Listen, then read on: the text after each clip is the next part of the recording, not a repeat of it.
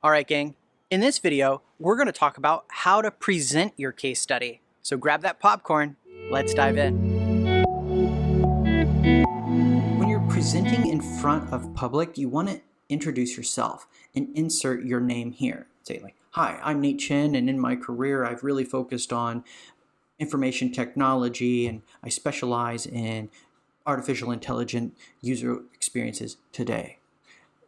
You also want to mention a problem that you share. So as a proto-persona, as an entrepreneur, we have problems in our life. So we might share, hey, in my life, I've witnessed this problem. And so today I'd like to talk about that. And so then you could pivot and introduce that problem as the topic that you're covering today. Here I have our headline from our case study template where I say how boosting user outcome increases business objective activation in said industry sector. Okay, so if it was information tech or fintech or whatever, append tech to it, that's the industry. And then we have our synopsis like problem, solution, result, and me, the author, right? This is a quick glimpse for those who don't have time to read the whole presentation or report. And then here's our problem where we say 1 in 5 suffer from boom, from Harvard University, published in 2020. You know, we're giving a reference and we are addressing our analytical bias. Here we have an affinity map diagram, and you might have multiple post-its, but we only want to know what the "aw, poor baby" moment was. This moment where you had sympathy for someone else. And that's what affinity means, sympathy for someone else. And then you could show Jane Doe and her story about what went wrong. And don't put solutions in here.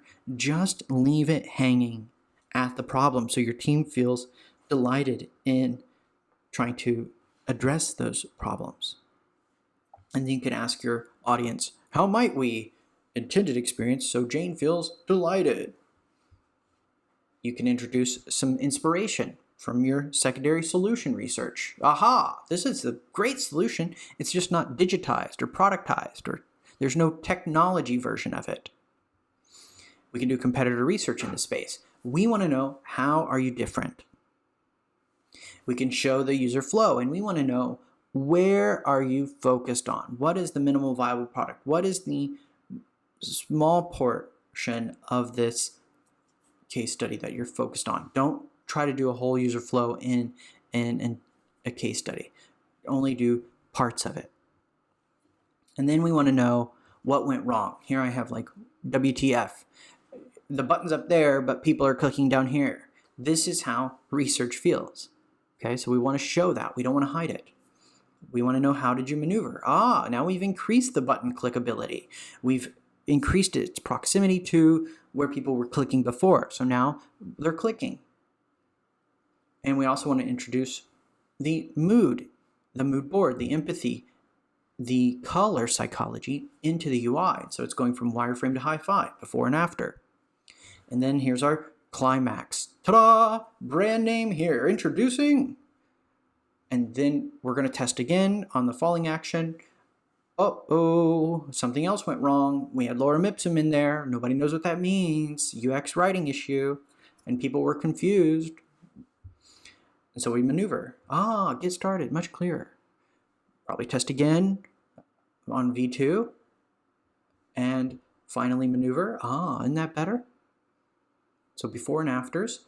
And then we recap everything. Don't do this, do this. Don't do this, do this.